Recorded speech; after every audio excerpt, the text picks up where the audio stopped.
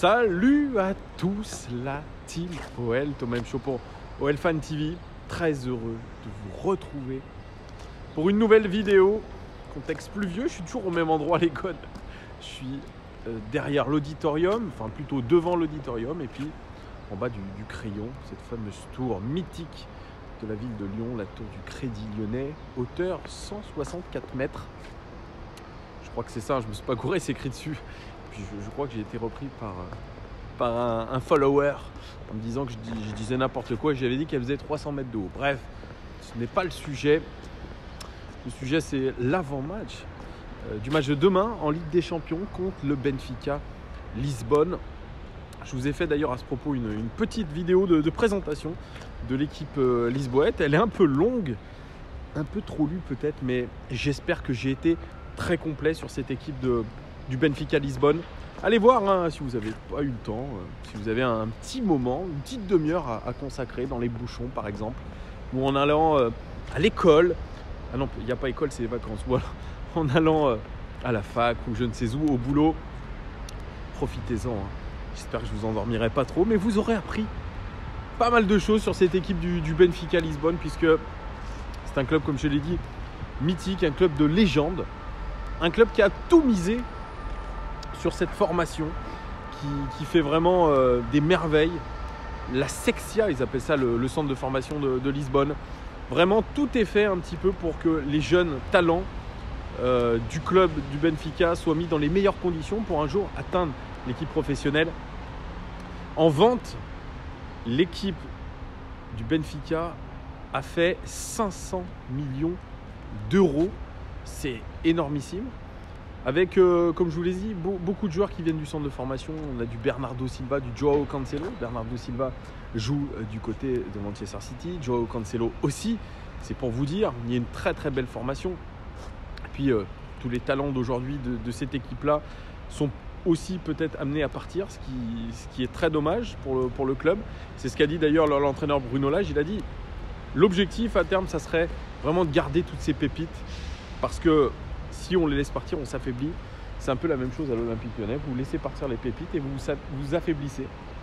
Mais c'est un peu ça aujourd'hui. Le football moderne, quand vous n'êtes pas un très très grand d'Europe, eh bien vous êtes obligé de faire du trading de joueurs. Avec des joueurs que vous formez dans votre centre de formation. D'ailleurs, le Benfica Lisbonne a investi dans des sacrées structures au niveau du centre de formation. Ils ont investi dans des nouveaux terrains. Ils ont surtout investi dans un centre scolaire, oui, carrément un centre scolaire au sein du centre de formation. Donc, tout est mis en œuvre aujourd'hui pour que ces jeunes eh bien, progressent et atteignent l'équipe professionnelle. Parce que l'exigence est à tous les niveaux, mais ils ne sont pas encore à notre niveau, puisque, je le rappelle encore dans cette vidéo, nous sommes le 3e centre de formation européen derrière le Real Madrid et le FC Barcelone. Donc c'est plutôt pas mal. Bref, je reviens surtout à notre équipe, c'est ça qui vous intéresse. Hein. Je parle beaucoup du Benfica, mais on n'est pas sur la chaîne du Benfica, on est sur la chaîne de l'OL consacrée à l'Olympique Lyonnais. L'Olympique Lyonnais qui se déplace à Lisbonne. Ils sont partis ce matin de l'aéroport Saint-Exupéry. Un groupe, eh bien, avec le retour de Memphis Depay, ce n'était qu'une légère contracture, et de Léo Dubois qui nous a laissé lors du derby, qui nous a laissé comme ça, en disant qu'il avait une petite gêne musculaire. Ça avait créé la foudre des supporters. Moi, c'est vrai que j'étais aussi énervé. Il a laissé un peu ses coéquipiers à 10 contre 11. Ça, c'était pas très cool en tant que capitaine. Vous voyez, c'était pas une très grosse déchirure. On avait parlé de 3 semaines, un mois d'arrêt. Non, c'était une simple contracture. Et je pense que même il aurait pu tenir sa place lors du dernier match. Mais bon, vous savez, il faut protéger tout ça. Hein. Et bien montrer qu'il était blessé dans le derby. Comme ça, au moins, pas de souci. Memphis Depay aussi de retour. Et puis, l'apparition, encore une nouvelle fois dans le groupe de Ryan Cherki. Ryan Cherki, deuxième apparition dans le groupe pro, après son entrée en jeu, notamment contre Dijon. Ryan Cherki qui est aussi prévu en Youth League. Donc ça fait un peu les deux à la fois. Alors j'espère pour lui qu'il va rentrer en jeu contre le Benfica, qu'il ne soit pas le 19e homme. Je crois que c'est celui-là, celui qui va en tribune. Et parce que ça leur a empêché de jouer le match de Youth League contre le Benfica Lisbonne. Et on sait qu'en Youth League, ils en ont besoin de Ryan Cherki qui qui est pour l'instant l'un des éléments majeurs, une marche sur l'eau depuis le début de la compétition. Là, j'espère vraiment que si Rudy Garcia le laisse dans le groupe, eh bien, il aura l'occasion de jouer, pourquoi pas de rentrer en jeu. Je pense que c'est dans les plans, hein. C'est ce qui est prévu, je pense, pour Rudy Garcia. Moi, je le vois mal le laisser en tribune. Enfin, ce n'est que mon avis. Donc voilà, un groupe de l'Olympique Lyonnais quasiment au complet. Alors, il y a encore un problème, Marsal qui a fait pourtant un bon match contre Dijon. Eh bien, il est de nouveau blessé. Voilà, ça c'est encore une fois, c'est courant avec Fernando Marsal, un joueur très fragile physiquement. Juninho avait pointé du doigt d'ailleurs cette fragilité. Eh bien, ça continue, il fait un match et puis il est blessé. Voilà, il doit soigner sa cuisse lui aussi. Donc ça, c'est un vrai problème avec Fernando Marsal. Qu'est-ce qu'il se passe? Alors, est-ce que c'est un problème d'hygiène de vie? Est-ce que c'est un problème de préparation? Est-ce que on peut tout se poser? Mais en tout cas, il est d'une extrême fragilité depuis qu'il est chez nous. Et ça pose question parce qu'une nouvelle fois, ça nous laisse qu'avec le seul Koné en arrière gauche. Parce que derrière, qui est son remplaçant à part un Kenny Tété faux pied ou un Léo Dubois faux pied?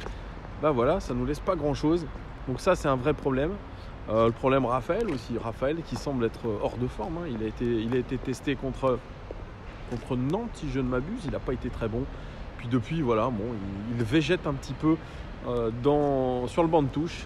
Donc voilà, un groupe de l'Olympique Lyonnais qui se déplace à Lisbonne avec l'envie de faire quelque chose, avec l'envie de faire surtout un résultat.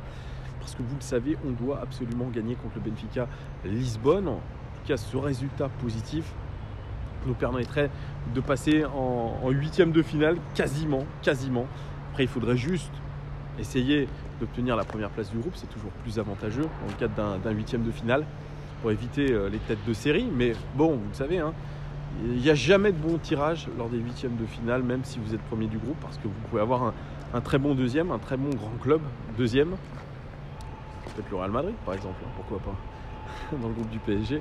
Donc il faut faire très attention avec ça, mais en tout cas, ça nous permettrait déjà de se lâcher d'un poids, parce que la Ligue des Champions, c'est quand même indispensable à la bonne santé financière de notre équipe, de notre club. On se doit absolument d'atteindre les huitièmes de finale minimum. C'est vital, c'est au niveau de la billetterie, au niveau du marketing, au niveau des droits TV. C'est ça aussi qui nous fait un petit peu vivre. Donc il faudra décrocher cette qualification et en tout cas éviter de se faire peur comme on l'avait fait la saison dernière, en ayant fait de bons résultats contre Manchester City, ensuite en se faisant très peur lors des autres matchs. Voilà, plutôt c'est plié, mieux c'est fait. Et puis on aura surtout à cœur de faire un bon résultat pour essayer aussi de relâcher cette pression par rapport au championnat. Voilà, ça nous permettra de nous reconcentrer sur le championnat, même si ce n'est pas la même chose. Vous le savez, nos joueurs aiment bien se sublimer dans les matchs de Ligue des Champions. Et oui, la Ligue des Champions, c'est pas la Ligue 1, c'est pas le FC Metz, c'est pas Dijon. C'est là où on doit se montrer aux recruteurs et montrer que le talent, on l'oublie le week-end, mais dans la semaine, le mardi et le mercredi, en cas de Ligue des Champions, on est capable de sortir une très grande prestation. Ça, c'est nos joueurs, malheureusement, qui sont dans cet état d'esprit-là. Et ça sera aussi l'occasion pour Benfica de relever la tête après 2 défaites quand même, hein, sur les 2 premiers matchs de poule. Eux aussi, ils sont dos au mur et ils auront à cœur de réaliser une grosse performance. Moi, j'attends une équipe du Benfica très offensive qui va essayer de nous faire mal d'entrée et qui va mettre un énorme pressing. Ça sera à nous de répondre. Ça, c'est quelque chose, d'ailleurs, j'y réfléchissais un petit peu tout à l'heure. C'est vrai que ce pressing, j'ai l'impression de ne pas avoir vu de pressing d'entrée dans nos matchs cette saison. C'est très rare, à part peut-être le premier match contre Monaco, où on a essayé de faire du pressing les 10 premières minutes de jeu. Mais alors, pour le reste des matchs, j'ai l'impression qu'on rentre plutôt tranquillement dans nos matchs et qu'on n'essaye pas d'aller chercher l'adversaire très haut, leur faire mal, ne pas les laisser respirer. Ça, on le voyait les saisons précédentes avec Bruno Genesio. Moi, je me rappelle de certains matchs de Ligue des Champions, notamment contre Manchester City, où on essayait de les étouffer très rapidement, les presser haut, ne pas les laisser le temps de respirer. J'avais vu ça aussi contre le Paris Saint-Germain. Ça nous avait permis notamment de réaliser de belles performances contre eux. Mais là, je ne vois pas de pressing, même pour la première de Rudy Garcia. En première mi-temps, on était plutôt apathique. Pas de volonté de presser haut, d'essayer de d'asphyxier l'adversaire. Et ça, c'est un petit peu inquiétant parce que dans le football d'aujourd'hui, de 2019, c'est une clé pour contrôler un match. C'est surtout ne pas permettre à l'adversaire de faire son jeu, de ressortir proprement ses ballons. C'est tout de suite aller les prendre à la gorge. Même si ça dure que 20-25 minutes, parce que c'est vrai que tenir à ce rythme tout un match, c'est impossible. Mais pendant les 20-25 premières minutes, au moins, essayez de les faire déjouer et utiliser ces temps forts pour marquer. Vous le savez, plus vous récupérez le ballon au haut, plus vous avez de chances de marquer. Ça a été le cas lors du dernier match de Ligue des Champions pour nous. On a fait 2 récupérations hautes, ce qui a donné 2 buts. Voilà, on sera face à une équipe qui va vouloir la possession. C'est un jeu de possession, Benfica. C'est une équipe qui aime faire tourner, qui aime aussi changer de rythme, qui aime jouer dans la profondeur, qui a des joueurs extrêmement polyvalents. Et c'est un véritable défi que nous avons face à nous demain. Ça va être loin d'être facile et on va devoir mettre du rythme. Et ça, c'est ce qu'il manque beaucoup à l'Olympique Lyonnais, mettre du rythme dans les courses, mettre du rythme dans les transmissions de balles. Ça, c'était en première mi-temps contre Dijon, c'était impensable de voir ça. Mais j'en ai encore des nausées de voir cette équipe de Lyon en première mi-temps contre Dijon jouer à la baballe, chercher tout de suite à jouer derrière. Non, ce n'est pas ça le football. Ce n'est pas ça le football qu'on a envie de voir. Le football guardiolesque, parce que je lisais un très très beau dossier dans France Football sur la philosophie de Guardiola. La philosophie de Guardiola, c'est surtout pas revenir derrière alors qu'on a une opportunité de jouer vers l'avant. On a des joueurs qui sont capables d'aller casser des lignes, on a des joueurs capables de dribbler, on a des capables de percuter. Mais non, ces joueurs-là, je pense notamment à Bertrand Traoré, Maxwell Cornet, qui sont des joueurs de percussion, eh bien systématiquement, quand ils ont le ballon en phase d'attaque, ils ne cherchent pas la solution vers l'avant, ils cherchent la solution vers l'arrière ou latéral. Non. Par exemple, quelqu'un comme Kingsley Coman, qui est passé par la Juventus de Turin, lui, il était un petit peu formaté Italie, Juventus, c'est-à-dire vraiment jouer plutôt défensif, assurer ses arrières. Et donc la première chose qu'il avait à l'esprit quand il avait le ballon en position offensive, c'était de trouver une solution vers l'arrière, vers ses défenseurs, alors que c'est un joueur extrêmement explosif, qui a une capacité de dribble incroyable. Et quand Guardiola est arrivé à Munich, eh bien, il lui a dit, regarde, tu as des qualités impressionnantes de dynamique, de vitesse, de dribble, de percussion. Eh bien, moi, je veux que tu percutes.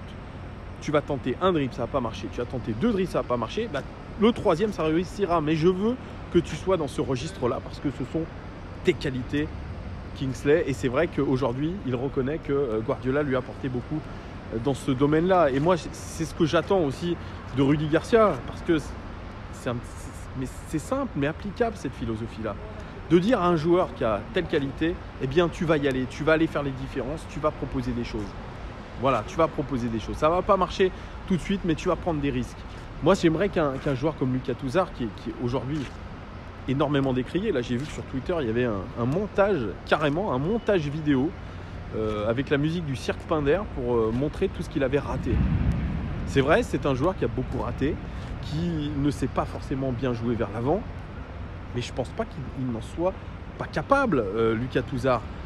Je pense que c'est un manque de confiance déjà, c'est un stress. Alors surtout s'il voit ce qui se passe sur les réseaux sociaux, ça peut que le mettre dans des mauvaises conditions pour faire tout ça.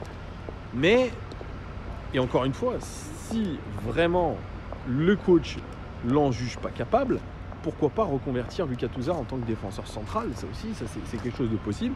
C'est quelque chose par exemple qu'a fait Guardiola avec Joshua Kimmich, qui l'a fait évoluer à plusieurs postes de la défense.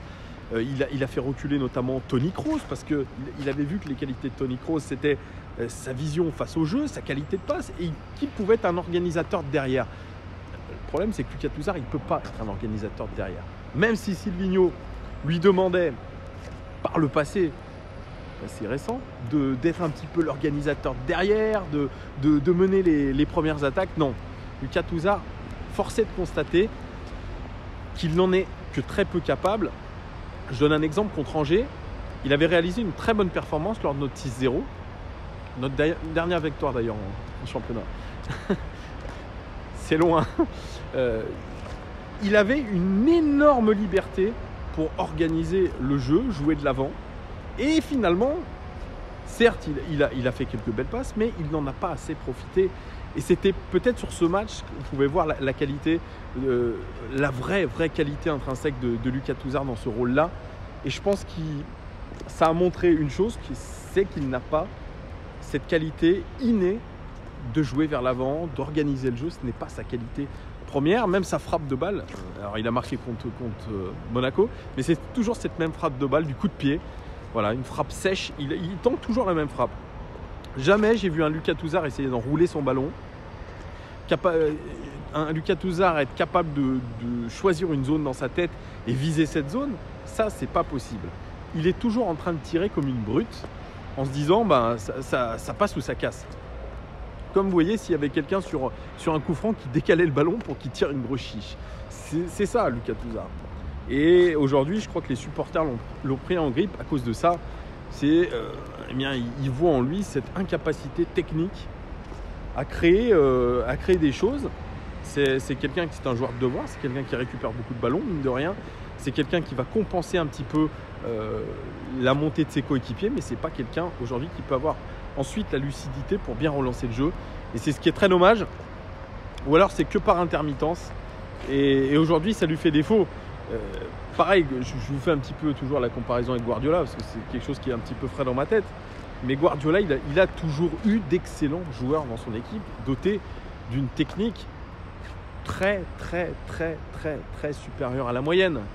Aujourd'hui, nos joueurs, eh bien, je vous mets au défi de me dire qui est très au-dessus de la moyenne au niveau technique. Moi, j'en vois pas beaucoup. Dans un bon jour, je vois Memphis Depay. Dans un bon jour, je dis bien. Moi, je trouve qu'il a perdu sa capacité d'élimination, par exemple. Voilà, très bizarre aussi. Oussem Aouar, très belle qualité technique. On l'a vu que lui aussi, quand il est physiquement apte, il est capable de casser des lignes, il est capable de dribbler. C'est un joueur qui est percutant. Par contre, lui, il lui manque aussi une capacité de frapper en utilisant différentes surfaces de son pied, gagner en puissance, etc. Mais moi, je vois Memphis Depay, je vois Oussem Aouar, techniquement au-dessus, pas très au-dessus, mais Jeffrey Adelaide aussi. Il a une qualité vraiment technique très bonne. Mais franchement, à part ces 3 joueurs que je viens de vous citer, le reste, ce sont plutôt des joueurs très moyens. Et je vais vous reciter un petit peu ce que m'avait dit Bernard Lacombe quand je l'avais rencontré il y a quelques temps. C'était à la fin de la saison et quand Silvinho devait arriver, je l'avais croisé à la Croix-Rousse. Et il m'avait dit, le président n'a cessé de défendre les joueurs toute l'année, mais la vérité, c'est que ce sont des joueurs très moyens. Voilà. Ça veut dire ce que ça veut dire. Aujourd'hui, même si un Bruno Genesio dit dans la presse que Rudy Garcia a à sa disposition 20 à 22 joueurs de très haut niveau, eh bien ce n'est pas le cas. Nous avons des joueurs qui sont moyens techniquement, moyens dans tous les domaines. Et aujourd'hui, on a acheté peut-être des joueurs à prix fort, alors qu'en vérité, ils ne valent pas forcément ce prix-là. Il y a une inflation aujourd'hui sur le marché qui fait qu'on achète des joueurs à des prix incroyables, alors qu'ils ne valent pas ce prix-là. Je suis désolé. Pareil, le constat avec Jeffrey Adelaide. On n'est qu'au début de la saison, mais c'est vrai que moi, j'analyse aussi ce qui se passe à l'instant T. Mais un Jeffrey Adelaide, il fait 2 très bons matchs quand il arrive chez nous. Et puis d'un coup, il se retrouve remplaçant. Et il se retrouve à faire des entrées en jeu insipides. Alors bon, la rentrée en jeu contre Dijon, elle a été un petit peu meilleure, mais on peut demander à Jeffrey Adelaide un petit peu plus de précision dans ce qu'il fait. Un peu plus de réalisme aussi. C'est la moindre des choses. Lui aussi, il a un souci d'adaptation. Il faut encore qu'il s'adapte à notre club. Est-ce que c'est un problème aussi de mentalité ? De vraiment faire les efforts quand il le faut, mais moi je trouve ça très étonnant quand même que Silvinho le mette sur le banc et que Rudy Garcia le mette aussi, lui aussi sur le banc. Voilà, ça me fait poser de grosses questions. On va voir, mais en tout cas contre Benfica, ça sera pas facile, les Gones, ça sera pas facile. Il faudra vraiment se donner à 100%, 110, 120. C'est toujours la même chose en Ligue des Champions. Et puis surtout convertir nos occasions. Ça a été vraiment une de nos forces lors du dernier match contre Leipzig. On a converti toutes nos occasions. Et en Ligue des Champions, c'est ça, il faut convertir les occasions. Dès que vous ratez une occasion, c'est que vous êtes foutu. La Ligue des Champions, il n'y a pas de place à l'erreur. Il n'y a pas de place à l'erreur. L'erreur, elle est tout de suite sanctionnée en Ligue des Champions. Donc il faudra être concentré. Vraiment être concentré dans la même direction. Essayer vraiment d'être unis, d'avoir un bloc très compact. Ça, c'est très important. Minimum d'espace entre les lignes, 15 mètres maximum. Et puis, il faudra aller très vite en contre-attaque parce que je pense qu'on va essayer de jouer le contre. Face à une équipe de possession à domicile, ça va être très compliqué de faire le jeu. Donc, il faudra aller vite en profondeur. Mais ça, on ne sait pas faire aussi depuis le début de la saison. Pareil, on parle d'un Thiago Mendes. Thiago Mendes avec un niveau de jeu catastrophique depuis le début de saison. Qu'est-ce qui a fait sa grosse valeur à Lille? C'est qu'il était tout simplement la rampe de lancement de Nicolas Pepe, Jonathan Bamba et Ikoné. C'était la rampe de lancement parce qu'en phase de contre-attaque, il avait ces 3 flèches qui partaient d'emblée dans la profondeur qui faisaient déjà des appels. Force est de constater qu'à l'Olympique Lyonnais, Dembélé ne fait pas assez d'appels, Terrier ne fait pas assez d'appels et Cornet ne fait peut-être pas assez d'appels. Ou alors, quand ils font des appels, eh bien, puisqu'il a perdu un petit peu cette confiance et cette lucidité, eh bien, il ne fait pas la passe dans le bon tempo. Voilà, on l'utilise dans un registre qu'il n'a pas l'habitude peut-être de faire. On l'a vu que quand il est dans ce registre, un peu comme il a évolué à Lille, il est capable de faire de très belles passes. La passe qu'il a faite à Dembélé, elle est fantastique, cette passe verticale. Voilà, il va falloir aussi être verticaux. C'est comme ça qu'on dit. Il faudra être vraiment vertical aussi, jouer de l'avant comme ça. On n'a pas le choix, il faut arrêter ce latéralisme constant de toujours chercher le coéquipier sur le côté. Non, tout droit, tout droit, tout droit, tout droit. Ça aussi, il faudra le changer. C'est à Rudy Garcia de donner l'intention à ses joueurs de jouer droit devant. Avec des appels, Dembélé, il n'a pas eu beaucoup de ballons exploitables. Ça aussi, c'est à remarquer. Il va falloir aussi travailler les centres, les gars. Ça, c'est quelque chose. Si on a envie de centrer, si on a envie de se créer des occasions, eh bien, il va falloir être plus précis dans les centres. Se concentrer aussi, parce que la qualité de centre, je ne doute pas qu'à l'entraînement, ils l'ont. Mais en match, il faut être lucide. C'est une émotion déjà. Et je pense que c'est cette gestion des émotions qui n'y arrive pas. Parce que, franchement, en tant que joueur du dimanche, je veux bien comprendre, les gars, qu'on ne puisse pas ajuster un centre correctement. Mais alors là, vous êtes à un niveau professionnel, la plupart sont des internationaux. Ne pas savoir ajuster un centre dans la bonne zone, parce que, très bien, Rudy Garcia voit qu'il n'y a pas de présence assez bonne dans la surface de réparation, il n'y a pas de déplacement assez bon de nos attaquants, peut-être de Moussa Dembélé. Mais David Beckham, qui est mon idole, il vous dira toujours, parce qu'il s'y connaît quand même en centre déjà dans la bonne zone. Puis après, c'est pas ton problème. Oui, la bonne zone, c'est quoi? La zone des 6 mètres, la zone entre les défenseurs et le gardien, ça, c'est des zones dangereuses. Si vous avez vu le match entre Manchester et Liverpool, vous avez ce centre de James pour Rashford. Il est exceptionnel. Il fait un rush déjà de 25-30 mètres. Il fait un centre au cordeau entre le gardien et Van Dijk. Extraordinaire. C'est un caviar pour Rashford. Et ça, on n'est pas capable aujourd'hui de le faire. Centrons déjà dans la bonne zone. Dosons nos ballons. C'est déjà ça. Parce que les centres que j'ai vus contre Dijon, Traoré, etc., c'était des centres dans les tribunes ou au 4e poteau. Non. On a le droit aujourd'hui en tant que supporter de réclamer plus de justesse technique de la part de professionnels et des gens qui sont très très bien payés pour ce qu'ils font. Bref, voilà, c'était mon petit coup de gueule. Moi, maintenant, je passe à mon pronostic. Vous savez, j'ai le nez creux en ce moment. Et je pense que si vous voulez faire des caillasses, eh bien, je vous propose de miser sur l'Olympique Lyonnais. Ils gagneront contre Benfica, j'en suis convaincu. Au niveau du score, je dirais un score de 3-2 pour l'Olympique Lyonnais. But de Dembélé, but de Depay et, allez, un petit but de Jeffrey Adelaide. Wouhou! Mais je les vois en tout cas gagner. Peut-être que cette fois-ci, je n'aurai pas la baraka.